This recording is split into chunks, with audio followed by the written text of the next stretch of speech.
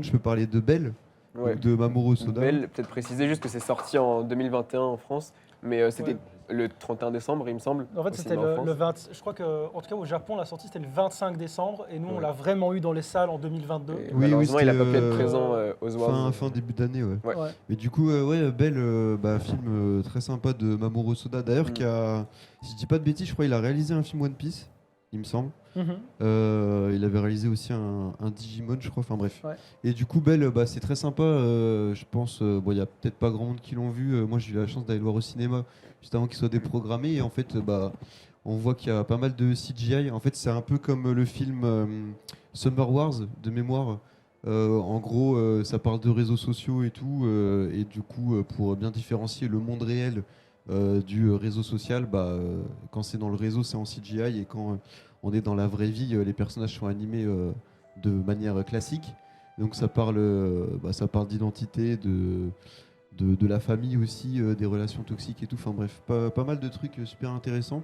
Et bon, ça parle toujours de la famille dans les films de Soda, mais là j'ai trouvé que c'était vraiment sympa parce qu'il y a un passage sur le deuil et tout. Bon, je vais pas spoiler. Et c'est très poignant et tout. Il y a toujours la BO qui est très sympa. En fait, c'est un petit peu une sorte de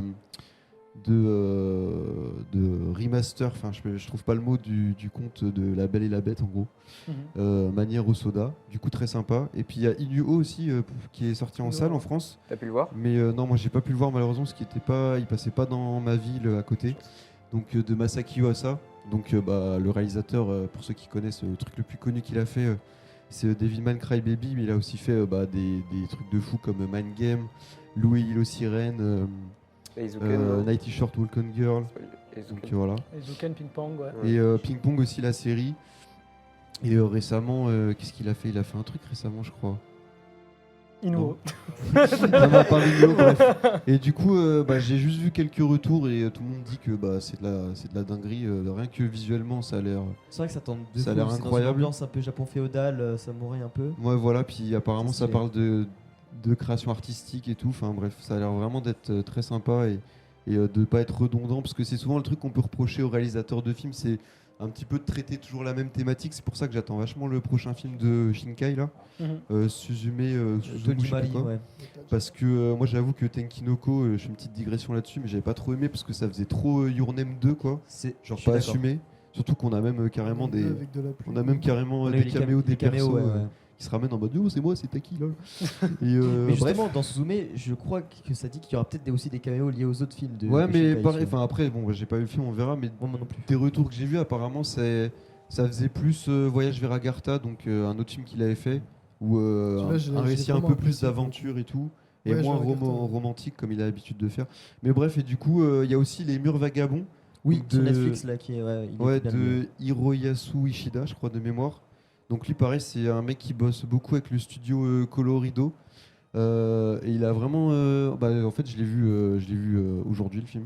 Ah ouais, Ouais. Moi je l'ai aussi récemment et ouais, il Et, était sympa. le film. en vrai, il est sympa. Bon, je trouve on aurait pu peut-être. Le plot twist à la fin il aurait pu être mieux.